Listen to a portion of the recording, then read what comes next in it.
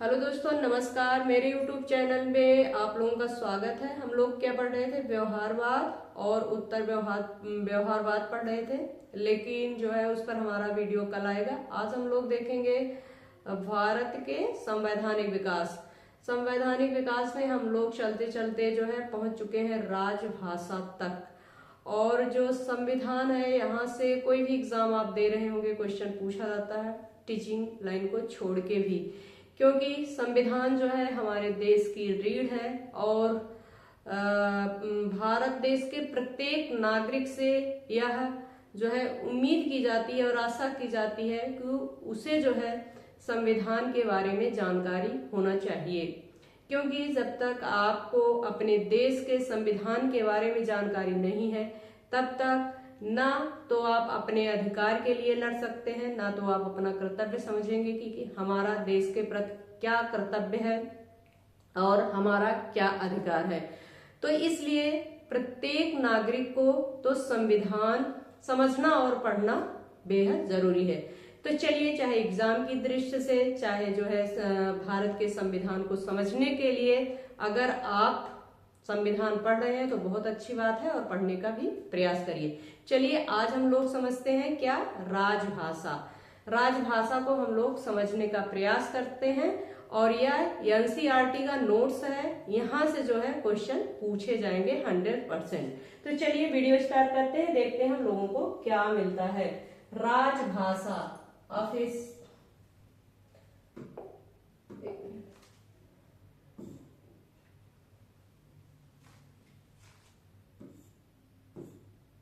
चलिए राजभाषा official language, ठीक है। चलिए राजभाषा स्टार्ट करते हैं हम लोग, देखते हैं पहला क्वेश्चन क्या बनता है। क्वेश्चन कैसे एग्जाम में पूछा जाता है, इसको आप लोग समझने का प्रयास करिएगा। पहला जो पॉइंट्स है हम लोगों का मोस्ट इंपॉर्टेंट है, वह पॉइंट है कि जो है भारतीय संविधान के अनुच्छेद 344 के अंतर्गत प्रथम राजभाषा आयोग का गठन कब किया गया था। क्वेश्चन क्या है? अनुच्छेद 344 के अंतर्गत जो है भारत में प्रथम राजभाषा आयोग का गठन कब किया गया था, क्या बताना है आपको? अनुच्छेद किसके तहत? 344 के अंतर्गत जो है प्रथम राजभाषा आयोग का गठन कब किया गया था। मोस्ट इंपॉर्टेंट है, क्वेश्चन पूछा जाता है। शायद आप लोगों को पता है, पता हो, अगर ना पता हो तो आप लोग जो है नोट कर लीजिएगा। अनुच्छेद 344 के अंतर्गत जो है प्रथम राजभाषा आयोग का गठन होता है वर्ष 1955 ईस्वी। कब होता है?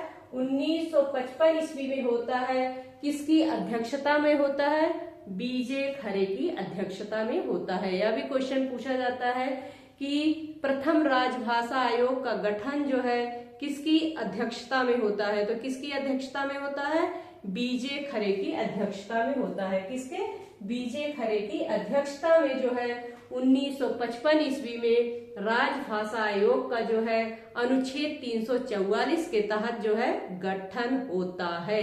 यह पॉइंट आप लोग समझ गए होंगे। आगे बढ़ते हैं। 8वीं अनुसूची में वर्ष 2003 में 4 भाषाएं जो है किस संविधान संशोधन द्वारा जोड़ी गई, जिससे उनकी संख्या बढ़कर कितनी हो गई? 22 हो गई है। क्वेश्चन क्या पूछा जा रहा है? क्वेश्चन पूछा जा रहा है कि 8वीं अनुसूची में वर्ष जो है 2003 में जो है 4 भाषाएं जोड़ी गई थी। कितनी भाषाएं जोड़ी गई थी? वर्ष 2003 में कितनी भाषाएं? 4 भाषाएं जोड़ी गई थी, जिससे उनकी संख्या जो है बढ़कर 22 हो गई थी। कौन सा संविधान संशोधन था? तो कौन सा संविधान संशोधन था? 92वां संविधान संशोधन। 92वें संविधान संशोधन के तहत जो है 8वीं अनुसूची 2003 के अंतर्गत जो है 4 भाषाएं जोड़ी गई थी, जिससे जो है भाषा की संख्या बढ़कर कितनी हो गई थी? 22 हो गई थी। यहाँ तक आप लोग समझ गए होंगे। आगे बढ़ते हैं। चलिए, संविधान में 8वीं अनुसूची में सम्मिलित भाषाएं देख लेते हैं। कौन कौन सी भाषा जो है 8वीं अनुसूची में शामिल हैं। क्योंकि क्वेश्चन पूछा जाता है। तो चलिए देखते हैं।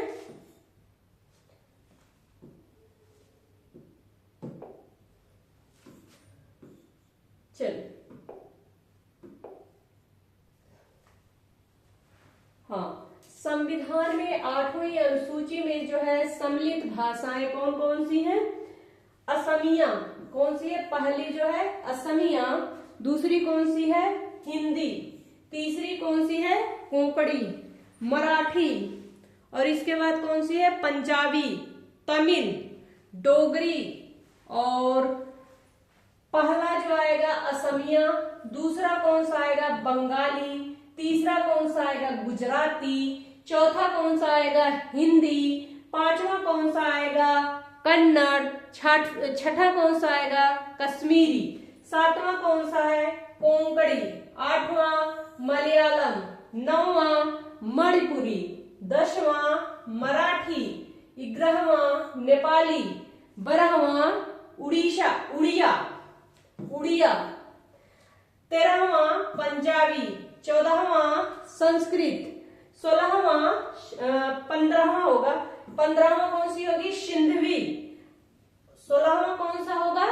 तमिल, 16वां कौन सा होगा? तमिल, 17वां कौन सा आएगा? तेलुगु, 17वीं कौन सी भाषा ऐड है? तेलुगु, 18वीं कौन सी भाषा ऐड है? उर्दू, 19वां कौन सा ऐड है? डोगरी, 20वां कौन सा है? बोडो, 21वां मैथिली, कौन सी होगी? मैथिली, और 22वां कौन सी भाषा है? संथाली, कौन सी भाषा है? संथाली। तो 8वीं अनुसूची में जो है 8वीं अनुसूची में वर्ष 2003 में 4 भाषाएं जो है कौन कौन सी जोड़ी गई थी? 4 भाषाएं कौन कौन सी जोड़ी गई थी? डोगरी, बोडो, मैथिली और संथाली। तो कितने भाषा हो गई थी? 22 हो गई थी। पहले कितनी थी? 18 थी। तो 2003 में जो है 92वें संविधान संशोधन द्वारा जो है 4 भाषाओं को इसमें ऐड किया गया था, संविधान में ऐड किया गया था, जिससे जो है कितनी भाषाएं हो गई थी? 22 भाषाएं हो गई थी। हमने बता दिया है। अगर आपको जो है स्क्रीनशॉट लेना हो तो आप ले सकते हैं, ठीक है। अगर आप स्क्रीनशॉट लेना चाहें तो आप ले लें, क्योंकि मोस्ट इम्पॉर्टेंट है। चलिए आगे बढ़ते हैं।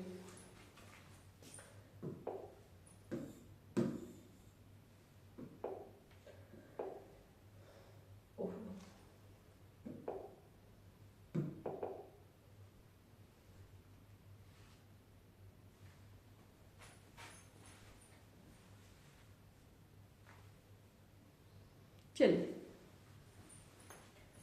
हाँ, चलिए इस पॉइंट को समझने का प्रयास करते हैं हम लोग। संविधान के किस अनुच्छेद में प्रत्येक राज्य में भाषाई अल्पसंख्यक वर्ग के बच्चों को उनकी मातृभाषा में प्राथमिक स्तर पर शिक्षा उपलब्ध कराने की व्यवस्था है? क्वेश्चन मोस्ट इंपॉर्टेंट है, अक्सर एग्जाम में पूछा जाता है। क्वेश्चन क्या है? राज्य में भाषाई अल्पसंख्यक वर्ग के बच्चों को उनकी मातृभाषा में प्राथमिक स्तर पर शिक्षा उपलब्ध कराने की व्यवस्था है। संविधान के किस अनुच्छेद में? आपको बताना क्या है? संविधान का अनुच्छेद बताना है। और क्वेश्चन क्या है? क्वेश्चन है जो है राज्य में भाषाई अल्पसंख्यक वर्गों के बच्चों को उनकी मातृभाषा में प्राथमिक स्तर पर शिक्षा उपलब्ध कराने की व्यवस्था जो है किस अनुच्छेद में है? तो अनुच्छेद कौन सा है? अनुच्छेद 350 का के तहत जो है राज्य में भाषाई अल्पसंख्यक वर्गों के बच्चों को जो है मातृभाषा में प्राथमिक स्तर पर शिक्षा उपलब्ध कराने की व्यवस्था है। अनुच्छेद कौन सा है? 350 का। आप लोग समझ गए होंगे। आगे बढ़ते हैं। मैथिली भाषा को 8वीं अनुसूची के अंतर्गत किस वर्ष शामिल किया गया था? मैथिली भाषा को 8वीं अनुसूची के अंतर्गत किस वर्ष जो है शामिल किया गया था? वर्ष क्या था? 2003। वर्ष क्या था? 2003। आप लोग समझ गए होंगे। आगे बढ़ते हैं। 71वें संविधान संशोधन द्वारा वर्ष 1992 में से संविधान की 8वीं अनुसूची में नेपाली, कोंकणी, मणिपुर भाषाएं जोड़ी गई थी। 71वें संविधान संशोधन 1992 संविधान की 8वीं अनुसूची में जो है नेपाली, कोंकणी, मणिपुर जो है भाषा को ऐड किया गया था। किसके तहत? संविधान संशोधन 71वें के तहत। संविधान संशोधन 71वें के तहत जो है संविधान के अंतर्गत 8वीं अनुसूची में नेपाली, कोंकणी और मणिपुर भाषा को जोड़ा गया था। संविधान संशोधन कौन सा था? 71वां संविधान संशोधन था। आप लोग समझ गए होंगे। आगे बढ़ते हैं। राष्ट्रीय संस्कृत विद्यापीठ कहाँ स्थित है? राष्ट्रीय संस्कृत विद्यापीठ जो है कहाँ स्थित है? राष्ट्रीय संस्कृत विद्यापीठ जो है स्थित है तिरुपति, आंध्र प्रदेश में। कहाँ स्थित है? तिरुपति जो है आंध्र प्रदेश में। यहाँ तक आप लोग समझ गए होंगे। आगे बढ़ते हैं।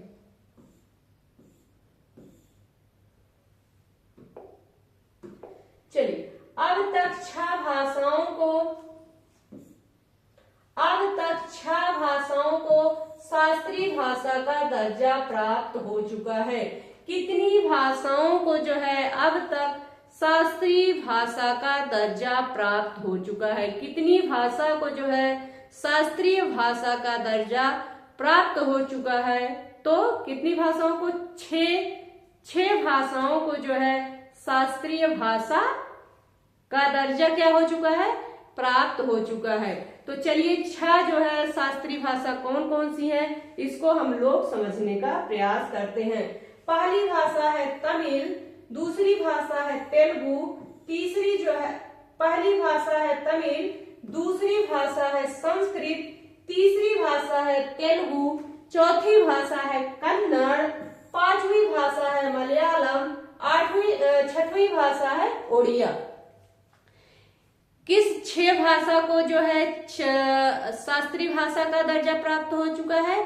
तो छह भाषा को जो है शास्त्रीय भाषा का दर्जा प्राप्त हो चुका है। पहली भाषा जो थी वह थी तमिल, दूसरी भाषा थी संस्कृत, तीसरी भाषा थी कौन सी थी? तेलुगु, और चौथी भाषा थी कन्नड़, पांचवी भाषा थी जो है मलयालम, छठवीं भाषा थी उड़िया। आप लोग यहां तक समझ गए होंगे। चलिए आगे बढ़ते हैं।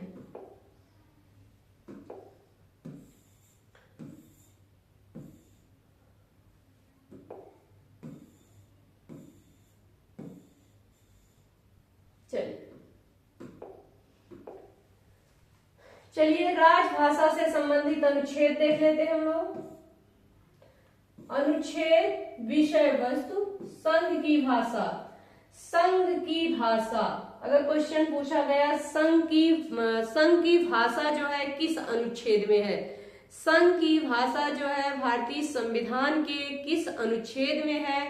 तो भारतीय संविधान में संघ की भाषा जो अनुच्छेद है वह कौन सा है? 343। अनुच्छेद कौन सा है? 343। 343 में जो है संघ भाषा को रखा गया है। आगे देखते हैं 344 में जो है राजभाषा पर संसदीय आयोग एवं समिति। राजभाषा पर जो है संसदीय आयोग एवं समितियों का गठन किया गया है। वह किस अनुच्छेद में है? अनुच्छेद 344। अनुच्छेद 344 के तहत जो है राजभाषा पर संसदीय आयोग एवं समितियों का गठन किया गया है। अनुच्छेद 344। चलिए क्षेत्रीय भाषा देख लेते हैं। अनुच्छेद 345। अनुच्छेद 345 के तहत जो है संविधान में राज्य की राजभाषा अथवा राजभाषाएं रखी गई हैं। 345 में राज्य की राजभाषा अथवा राजभाषाएं रखी गई हैं। 346 अनुच्छेद में देख लेते हैं, एक राज्य से दूसरे राज्य अथवा एक राज्य से संघ के बीच संवाद के लिए राजभाषा। अनुच्छेद 346 के तहत जो है एक राज्य से दूसरे राज्य अथवा एक संघ राज्य से दूसरे संघ राज्य के बीच जो है संवाद के लिए जो है राजभाषा को रखा गया है। अनुच्छेद कौन सा है? 346 के तहत। आप लोग समझ गए होंगे, आगे बढ़ते हैं। 347 देख लेते हैं, किसी राज्य की जनसंख्या के एक समूह द्वारा बोली जाने वाली भाषा से संबंधित प्रावधान। 347 के तहत क्या है? अनुच्छेद 343 के तहत जो है राज्य की जनसंख्या के एक समूह द्वारा बोले जाने वाली भाषा से संबंधित प्रावधान अनुच्छेद किस में है? 347 में है। आप लोग समझ गए होंगे, आगे बढ़ते हैं। चलिए सर्वोच्च न्यायालय एवं उच्च न्यायालय की भाषा देख लेते हैं। सर्वोच्च न्यायालय एवं उच्च न्यायालय की भाषा। सर्वोच्च न्यायालय व उच्च न्यायालय की भाषा 348 जो अनुच्छेद भारतीय संविधान में अनुच्छेद 348 है, वह कहता है कि जो सर्वोच्च न्यायालय एवं उच्च न्यायालयों की भाषा होगी वह क्या होगी? सर्वोच्च न्यायालय अथवा उच्च न्यायालयों में साथ ही अधिनियमों एवं विधेयकों में प्रयोग की जाने वाली भाषा। कौन सा? अनुच्छेद 348। अनुच्छेद 348 जो है यह निर्धारित करता है कि सर्वोच्च न्यायालय एवं उच्च न्यायालयों में कौन सी भाषा होगी। चलिए 349 देख लेते हैं। भाषा से संबंधित कुछ नियम अधिनियमित करने के लिए विशेष प्रक्रिया है। अनुच्छेद 349 में जो है भाषा से संबंधित कुछ नियमों को अधिनियमित करने के लिए विशेष प्रक्रिया का प्रावधान किया गया है। आगे देख लेते हैं विशेष विनिर्देशन।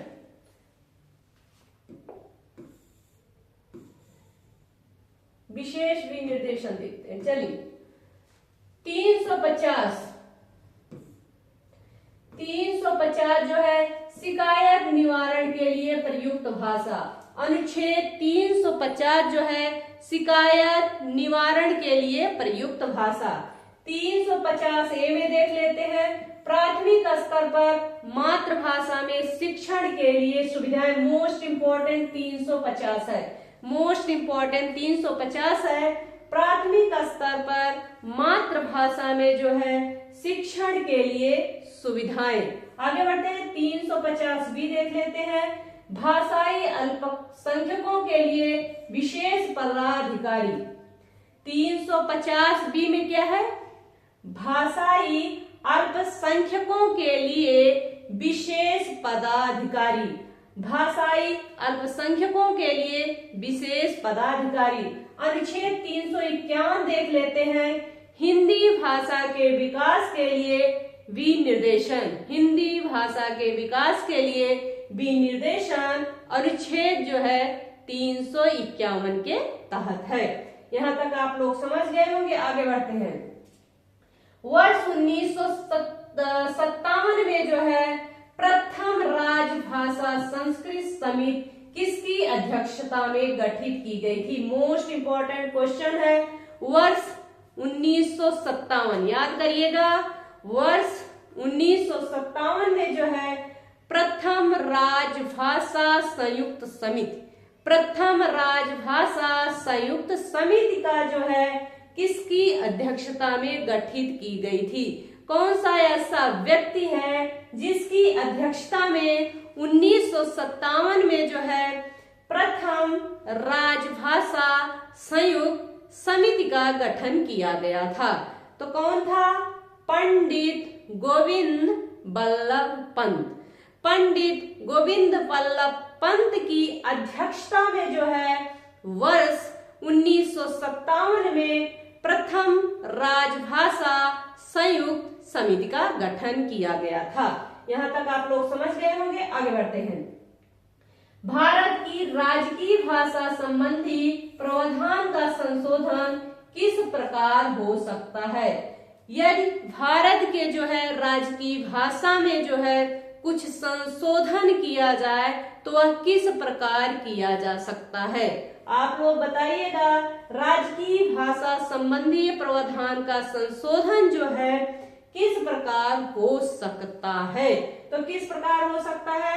संसद में कम से कम 2/3 बहुमत से जो है वह पारित होना चाहिए। संसद में कम से कम 2/3 बहुमत से जो है पारित होना चाहिए, तब भारत की राजकीय भाषा में जो है कुछ परिवर्तन हो सकता है। यहाँ तक आप लोग समझ गए होंगे। आगे बढ़ते हैं। सिंधी भाषा को 8वीं अनुसूची में किस संविधान संशोधन द्वारा जोड़ा गया था? सिंधी भाषा को जो है 8वीं अनुसूची में जो है किस संविधान संशोधन के तहत जोड़ा गया था? किस संविधान संशोधन के तहत जोड़ा गया था? 21वें संविधान संशोधन के तहत जो है सिंधी भाषा को 8वीं अनुसूची में जोड़ा गया था। सिंधी भाषा को 8वीं अनुसूची में 21वीं संविधान संशोधन द्वारा जोड़ा गया था। आप लोग समझ गए होंगे। आगे बढ़ते हैं। संविधान की 8वीं अनुसूची में सम्मिलित भाषाओं में कौन सी दूसरी सर्वाधिक बोली जाने वाली भाषा है? संविधान की 8वीं अनुसूची में जो है सम्मिलित भाषाओं में कौन जो है दूसरी सर्वाधिक बोले जाने वाली भाषा है? तो कौन सी भाषा है? बंगाली। कौन सी भाषा है? बंगाली। चलिए, बोडो, डोगरी, मैथिली और संथाली जो है 4 भाषाओं को 92वें संविधान संशोधन 2003 द्वारा जोड़ा गया था। मोस्ट इंपॉर्टेंट है, बोडो, डोंगरी, मैथिली, संथली जो है भाषा को 4 भाषाओं को 92वें संविधान संशोधन 2003 में जोड़ा गया था। तो यह रहा आज का वीडियो। अगर आप लोगों को पसंद आया तो मेरे लिए एक शेयर जरूर करिएगा। धन्यवाद।